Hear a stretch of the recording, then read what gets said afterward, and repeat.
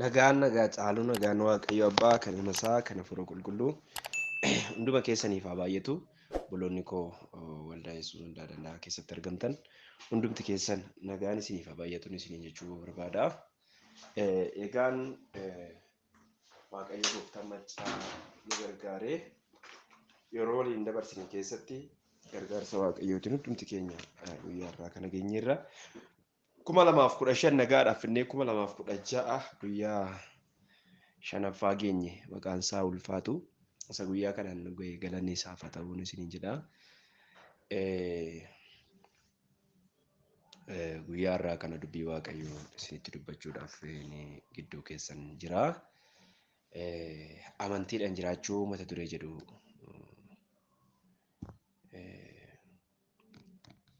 ergaa Ibrootaa keessaa boqonnaa 11 lakkoofsa 1 jalqabee hanga 40tti kan jiru ergaa guddaa tokkodha. Mee isa dubbisee waaqayyoon kadhanna.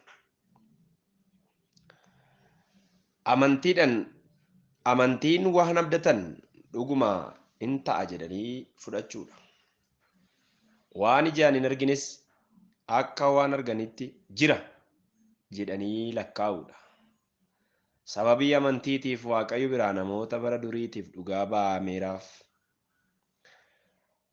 Waaqnii fi biyyi lafaa sagalee waaqayyootiin akka uumaman amantiidhaan hubanna. Akkasitti wanti ijaan argamu wanti mul'anne irraa hojjetame. Abeel amantiidhaan aarsaa isa kan Qaayil irra caalu waaqayyoof dhiyeesse.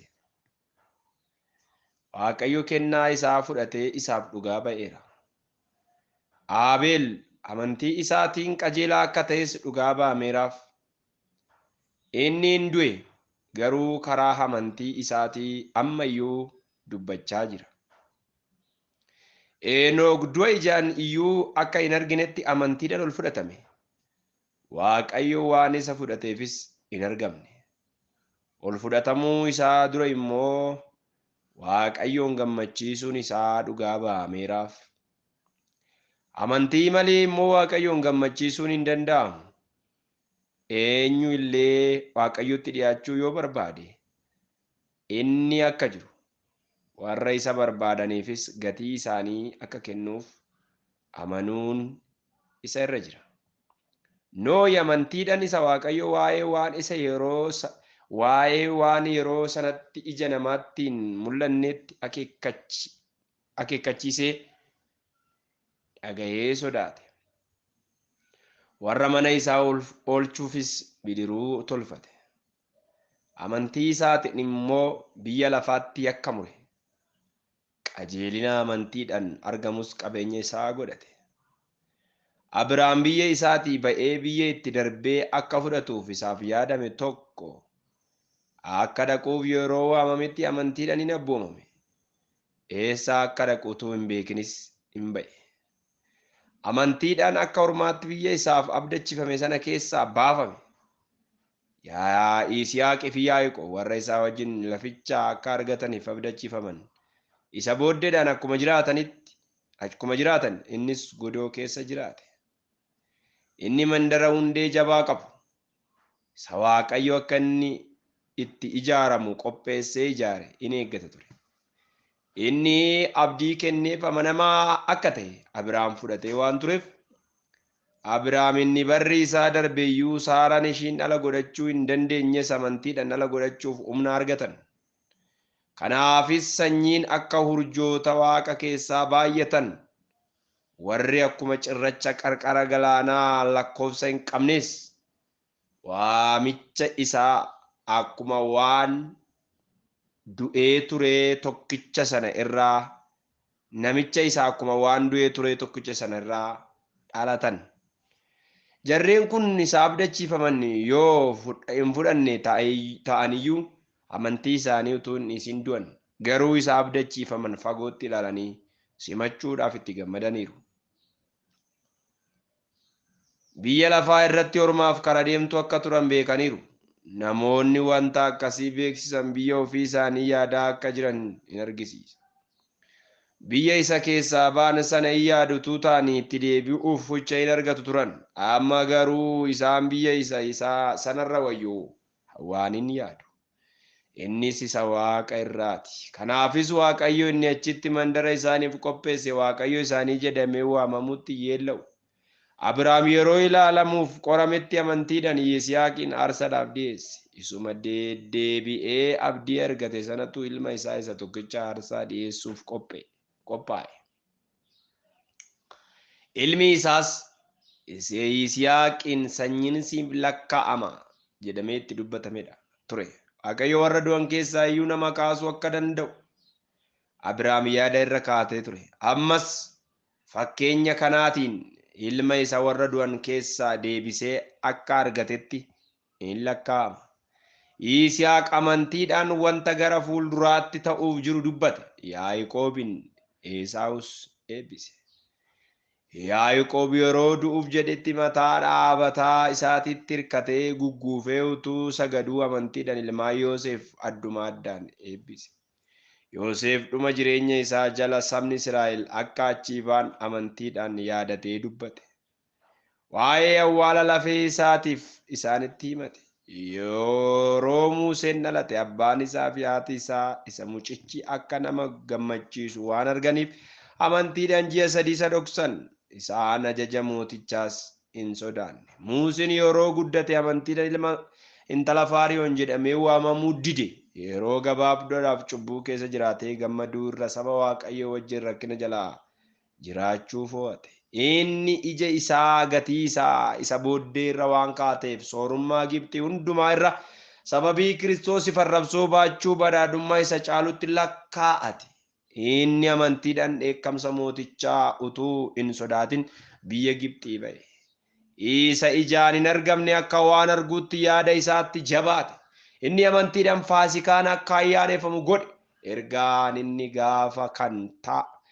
Ergaan inni hangafa kan ta'an hundumaa fixu sun akka isaanitti hin buunetti dhiigicha balbalatti dibsiise. Sabni Israa'el amantiidhaan akka nama lafa gogaa irraa deemutti galaana diimaa ce'e. Warri Gibxii akkuma isaanii gochuu yeroo yaalanitti garuu liqinfaman. Warri Israa'el amantiidhaan Yaarikoo marsan. Guyyaa 7ffaaf erga itti naanna'anii booddee maasaraan isaanii isaan jige. Raabijjituu warra gaadduu sanaa nagaadhaan waan simteef amantiidhaan oolte malee warra buumamuu didanii wajjin hin balleeffamne. Kana caalas dubbachuun na barbaachisaare. Waa'ee Geediyoon, Baaraaq, Simsoon, Yiftaa, Daawit, Saamu'eel akkasumas waa'ee raajota isinitti odeessuuf immoo yeroo nu nan ga'u. Isaan keessaa kaan amantiidhaan mootummoota moo'an, kaan waan qajeelaa hojiirra oolchan.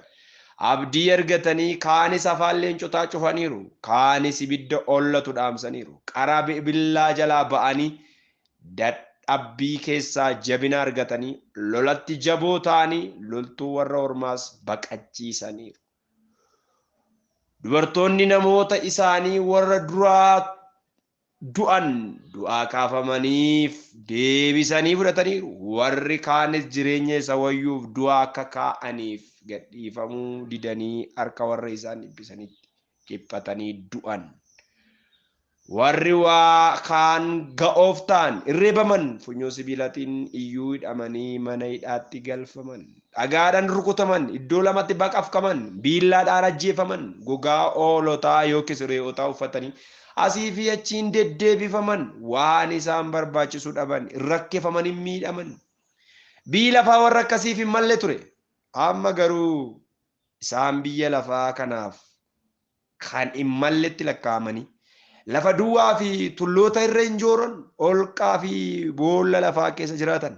Isaan kun hundinuu amantii isaaniif yoo dhugaa baameef iyyuu isa abdachiifame sana hin argan.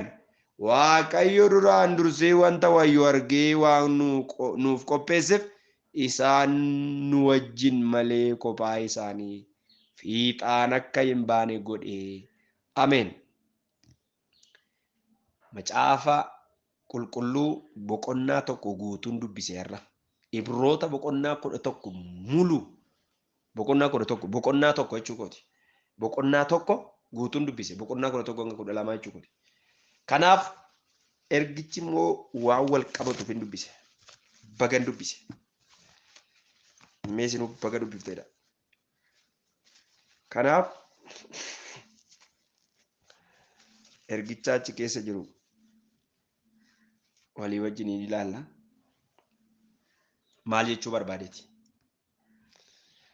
Agartuu koo dukkanaan ifatti bakkalcha fayyinaa kootii ati siinala eenyuyyuu nama araru warqee na fayyannee anuu banguru. Hallelujah. Yesus ጌታ ነው። Maqaan Waaqayyoo ulfaatu mee Waaqayyoon kadhanna. Hallelujah. Ati Waaqayyoodha. Ati jijjiiramtu hundumtuu ajeedu gooftaa si agaalatu. Hallelujah. Harrasa hallelujah. Hallelujah. Borisa hallelujah. Oolmaa keetu garaa koo naaraasa gufuu gooftaa koo maqaa kee yoon faarsee. Bara amma bara baraatti galanni ulfinni guutuun siif haa ta'u. Waaqayyo keenya isa jiraataadha. Ati qulqulluu qulqulloota ati mootii bara baraa Elshaadaay hangafa nagaa maqaa Yesuusiin ulfaadhu. Ulfinni galanni okubaan barumaa hamma bara baraatti qulqulluu teessoo kee irratti siif haa ta'u. Situ na gargaare, situ ayyaana na baay'ise, situ obboloota koo kana gargaare, situ yaa Waaqoo salphina leeyyoo du'a tasaa nu oolche. Baadii si tasaa yoom dhabamee situ na oolche, situ na oolche. Humna waaqummaa kee arganii kan beekanii oolchaadha jedhanii. Humna dandeettii kee arganii kan beekanii oolchaadha jedhanii. Oolchaadha, oolchaadha, oolchaadha, oolchaadha. Maqaan isaa oolchaadha, humni isaa oolchaadha. Laari adiya. Galanni siif haa ta'u, maqaan kee ulfaatu. Ati oolchaadha, of galchaadha ulfaatu. Dubbii kee jiraataa nutti dubbadhu. Amaan qilleensa kanarraaf lafa kana jala haa waraanamu, haa qabamu. Humni jawwee, humni buutii, humni bineensa bara dhumaa kan gadhiifame sammuu namaatti qalbii yaada namaa kan bututu kan nyaatu sun bara baraa dhiifatamaa haa ta'u. Maqaa Yesuus Kiristoos jiraataadhaan. Ameen. Yesuus geetaadha. Waa'ee amantiitti ilaalla. Amantii. Amantaa fi amantiin gargari. Namoonni baay'een amantaa qabdu malee amantii hin qabdan.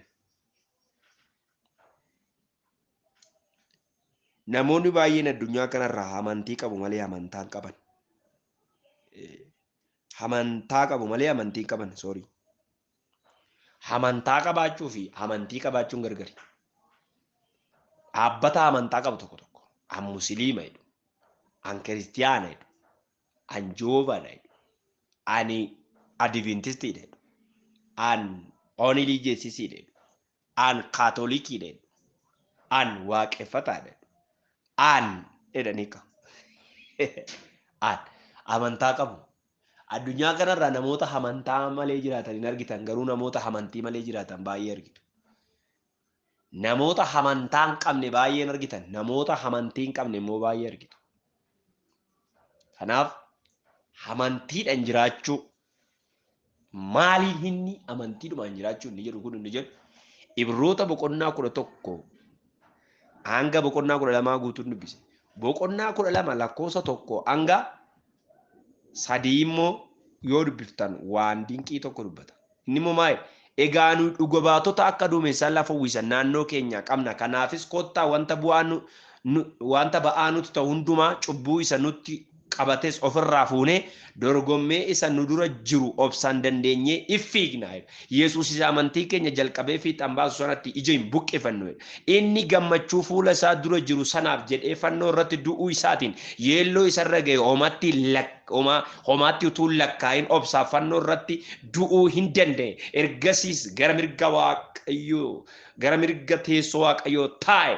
Isin dadhabdanii yaadni keessan akka hin laafnetti ittiin mormuu cubbamootaa isa obsaan danda'e sana yaadatti qabadhaa. Ergaa guddaa dubbata waa'ee amantiidhaan jiraachuu irratti wanti xiqqoo dubbachuu barbaada. Jireenyi amantii jecha nan ittiin ibsu garasi. Waa'een amantii waan xiqqoon anaaf isiniif utuu galee ga'aadha. Addunyaa kanarra jiraannee darbuudhaaf baajata ga'aa qabna jechuun hin dandeenya. Hamma garuu nuyi waa'een amantii anaaf isiniif sirriitti galuudhaaf fagoo jirra. Kanaaf amma ergaa Ibrootaa cal jedhee miti boqonnaa sana guutuu kanan dubbise.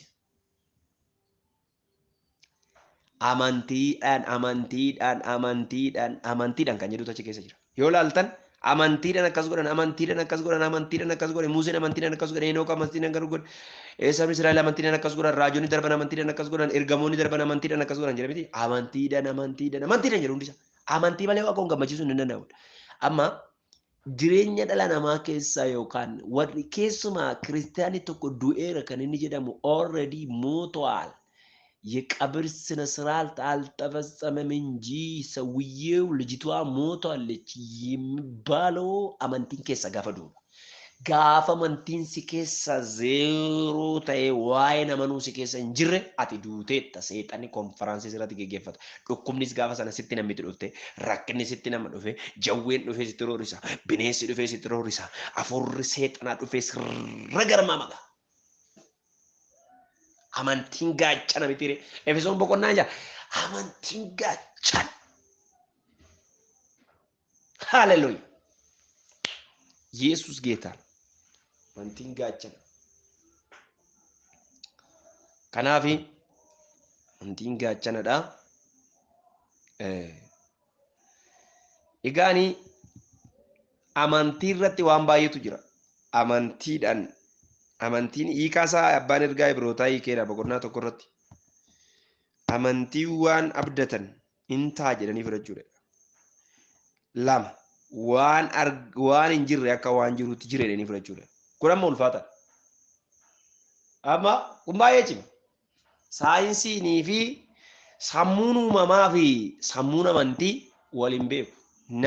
Nama amane nama sammuu normaalii qabu biratti maraatudha. Maraatu maaliif jennaan namni amantii qabu hin jiru garuu kunoo jiraamedha. Namni amantii qabu jechuudha. Namni amantii hin qabne immoo maal taate nama sammuun kee fayyaa miti. Eessa hin jiru maal taate takkana jettu. Ati sammuurraa kaatteetta. Hankaan achi yookaan Phaawulosiin yookaan immoo Amaanu'eelitti geessinaadha. Maraatteetta. Kanaaf amantiin hin jiru garuu jira jedhanii abdachuudha. Hin jiru garuu jira jedhanii abdachuudha. Waan hin jirre jira jechuudha. Bataam kabbaadhi koonu dhalbaam jiru. Waan hin jirre akkamitti jira jedhan otoo sammuutti jiru ulfaatadha jechuudha. Amantiidha. Kanaaf waa'ee amantii Waaqayyo sammuu amanu, qalbii amanu, laphee amanu oonuu kenne malee maqaadhaaf amantaa lakkaanna malee amantiin warri keessa hin jirre ta'eera. Dhaloonni ammaa seexanni laphee namoota baay'ee keessaa amantii nyaateera jechuudha. Ergaan Ibrootaa kun barreessa isaa eenyu akka ta'e kan hin beekamnedha. Nagaa osoo hin dhaamin ariifatee ergaa isaatti kan galu. Caalmaa Kiristoos ergamoota lubootaa fi aarsaa kakuu moofaa hundumaa irraa guddisee kan argisiisudha. Amantoota warra Ibrootaa waan irraa kufan itti argisiisuun jireenya amantiidhaan jiraachuutti kan waamudha jechuudha. Ergaan gara Ibrootaatti barreeffame kuni Yihuudoota keessaa warra fayyisuu gooftatti amanan warra Kiristoositti amanuu isaaniitiin gatii guddaa kanfalan in ibsa. Boqonnaa 11:32 irraa warra qulqullootaaf gara laafummaa guddaa argisiisan inimaa amantoonni birootaa eenyu akka isaan ta'an jechuudha. Amantoonni birootaa Yihuudoota keessaa warra fayyisuu gooftatti amananidha. Warra Kiristoositti amanuu isaaniitiin immoo gatii guddaa kanfalidha. Amantoonni birootaa kun Ibrootaaf kan inni barreeffame baay'inaani warra qulqullootaaf gara laafummaa guddaa argisanidha. Warri Ibrootaa boqonnaa 6:10 irraa warra ergamoota kadhatan kadhata isaaniitiin gargaaranidha. Warri Ibroota ergamoota kadhata isaaniitiin gargaaru 13 irraa warra bilchina amantii isaaniitiin gara duubaattiin deebi'an. Boqonnaa 5 irraa bilchina amantii isaaniitiin gara dudduubatti kan deebi'an warra baag godhan jechuudha.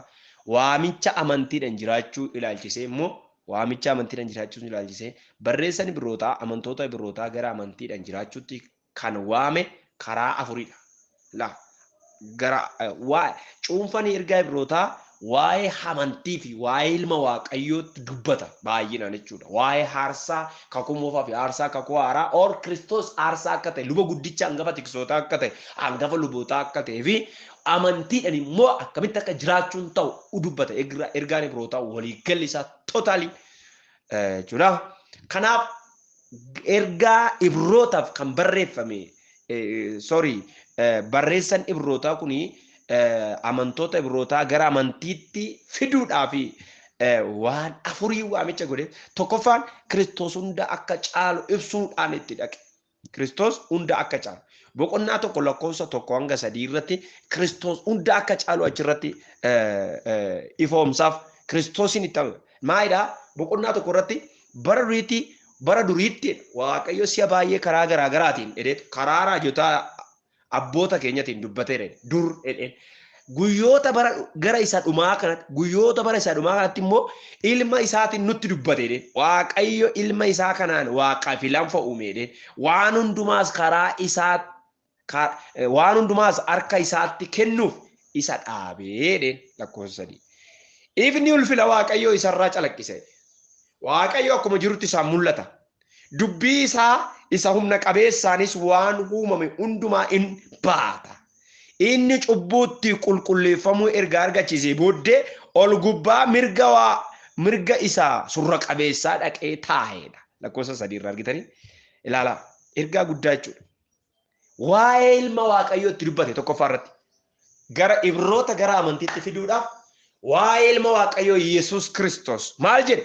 Waaqayyo bara duriitti karaa garaagaraa nutti dubbateedha. Ibrootaaf yeroo barreessan baay'ee ergaa kana Ibroota gara amantiitti fiduudhaaf, Ibroota jireenya amantiitti fiduudhaaf, Ibroota warra amantii hin galleef, warra amantiitti duuba deebi'an, warra amantii irraa kufan, warra jireenya amantii isaan hin galle kan gara amantiitti fiduudhaaf maal jedheen? Tokkoffaa karaan inni ittiin dhaqe ilmi Waaqayyoo Yesuus Kiristoosiin Waaqayyo nutti dubbata bara kana. Maal jennaan?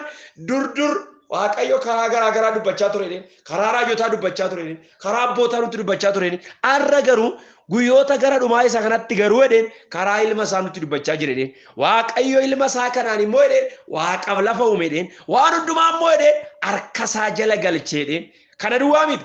Ifni ulfina Waaqayyoo isarraa calaqqise. Kana duwwaa miti. Waaqayyo akkuma jirutti isaan mul'ata. Kana duwwaa miti. Dubbii isaa isa humna qabeessa waan uumame kennu hundumaa baata.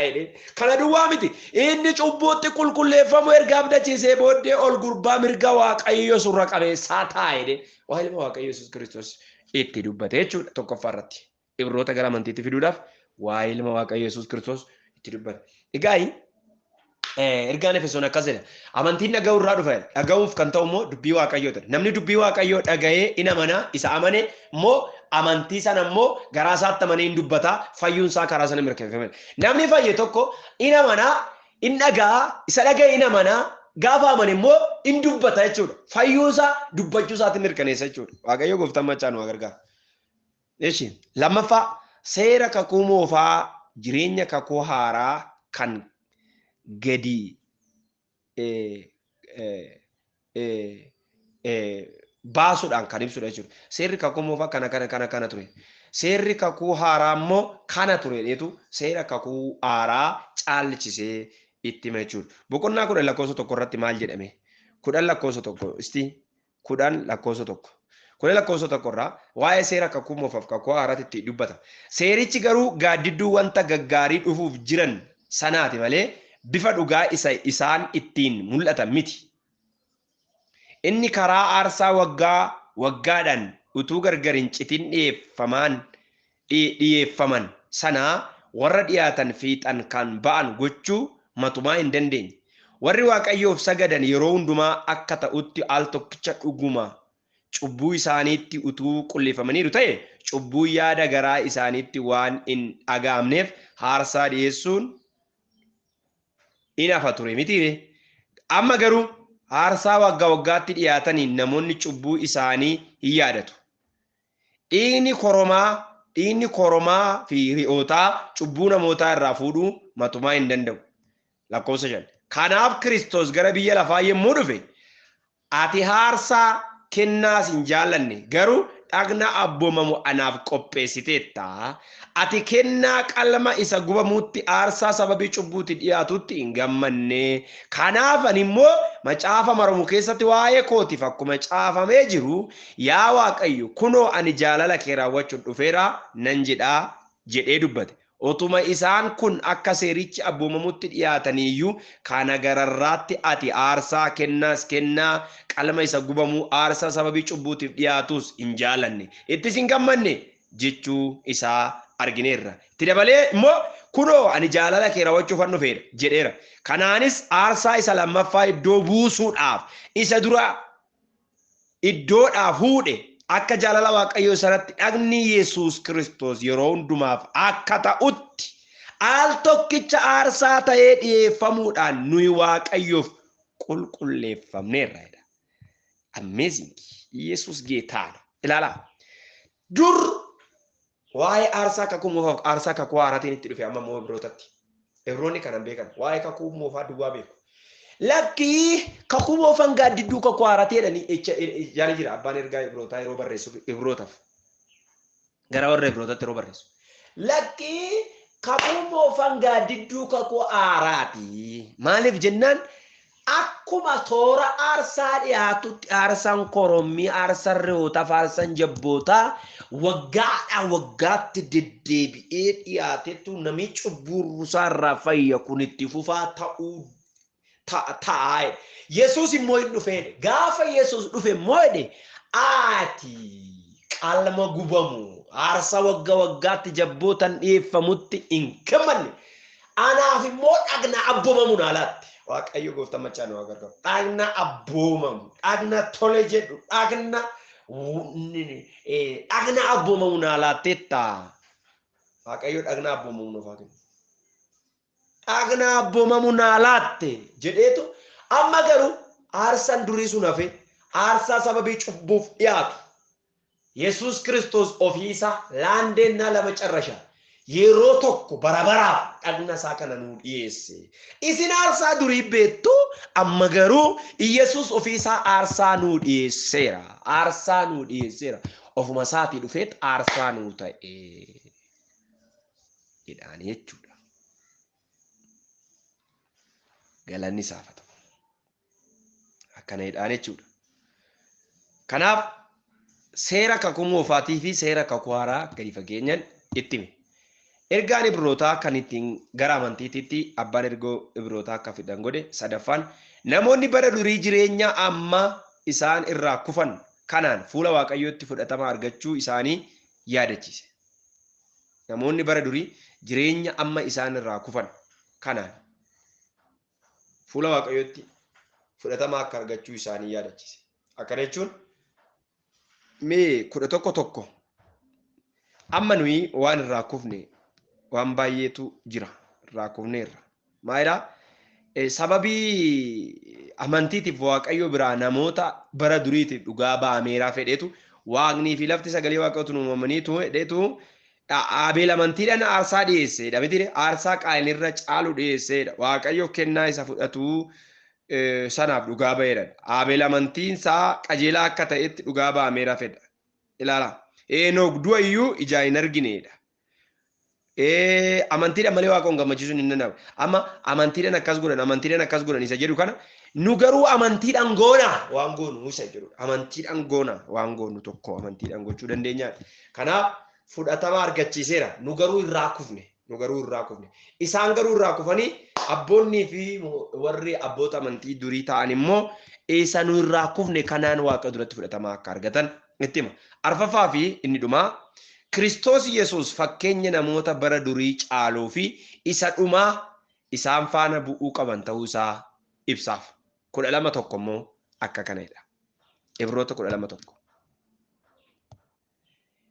Egaa nuyi dhuga baatota akka duumessaa lafa uwwisan naannoo keenya qabnaa. Kanaafis kottaa wanta ba'aa nutti ta'u hundumaa cubbuu isa nutti qabates ofirraa fuuna. Cubbuu nutti qabate ofirraa maal goona? Hin fuuna.